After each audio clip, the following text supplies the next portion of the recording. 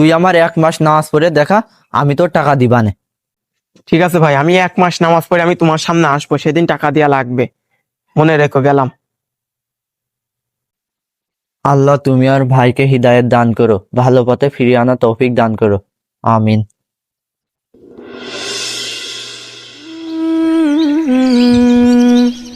দেখতে দেখতে 1 মাস হয়ে গেল, আমি আল্লাহর পথে ফিরে এসেছি। আলহামদুলিল্লাহ, আলহামদুলিল্লাহ। সবাই ঠিকই বলতো, নামাজ কালাম পড়লে, আল্লাহর পথে ফিরে আসলে জীবনটাও সুন্দর হয়। আজ আমি ঠিকই বুঝতে পারছি, সবাই ঠিকই বলতো, আর আমার ভাইও আমাকে চোখ খুলে দিয়েছে। ছোট ভাই, তোর মনে আছে ওই যে 1 মাস আগে তোর বলেছিলাম তুই আমার 1 মাস নামাজ পড়ে দেখাবি, আমি তো 2 বছরের নেশা করার টাকা দেবো। এই নে তোর নেশা করার টাকা নে।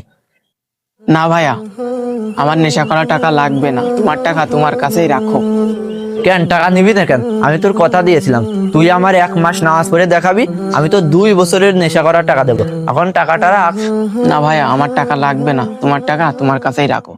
আমি 1 মাস নামাজ পড়ে আল্লাহর পথে ফিরে এসেছি, আমার কাছে খুবই ভালো লাগছে, আর আল্লাহর পথটাই সঠিক পথ। আমি আর খারাপ কাজ করব না, আমি আজ থেকে আল্লাহর পথ অনুসরণ করেই চলবো।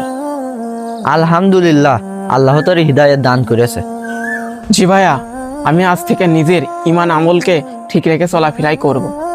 আমাদের এই শিক্ষণীয় ভিডিওগুলো যদি আপনাদের কাছে ভালো লেগে থাকে, অবশ্যই আমাদের পেজটা সাবস্ক্রাইব করে দিবেন। ধন্যবাদ।